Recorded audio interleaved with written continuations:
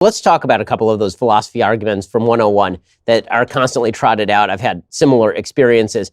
The most common one that I've heard, of course, is the problem of evil, the suggestion that how can God be good if so much evil takes place in the world? Yeah. The more sophisticated version of the argument to me is not the problem of human evil, which seems pretty easily disposable, but the problem of natural evil things happening to children, a child with cancer. How does a good God rule over a world in which children die of natural causes, in which kids are born with Tay-Sachs, in which horrible things happen to good people? Yes.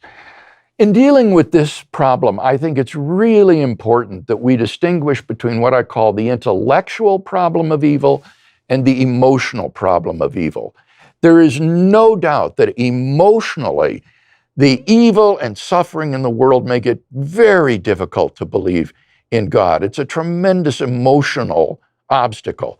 But intellectually, considered dispassionately as a philosophical problem, it's extraordinarily difficult to show that there's either any inconsistency or improbability between the existence of an all-loving, all-powerful God and the evil and suffering in the world. The atheist would have to show that it is either impossible or improbable that God has morally sufficient reasons for permitting the natural and moral evil in the world.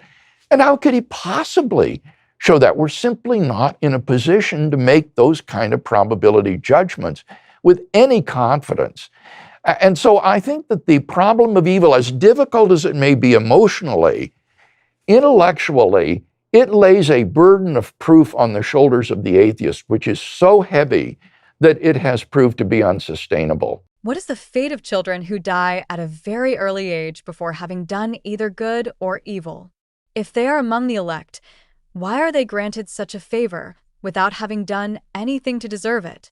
And by what privilege have they been exempt from the tribulations of a full lifetime? Is there any doctrine that can solve these issues?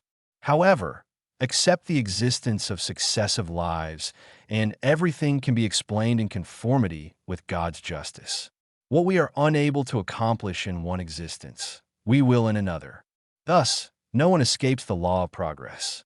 All will be rewarded according to their true individual merit, and none will be excluded from the supreme bliss to which they aspire, no matter what obstacles they may have encountered along the way.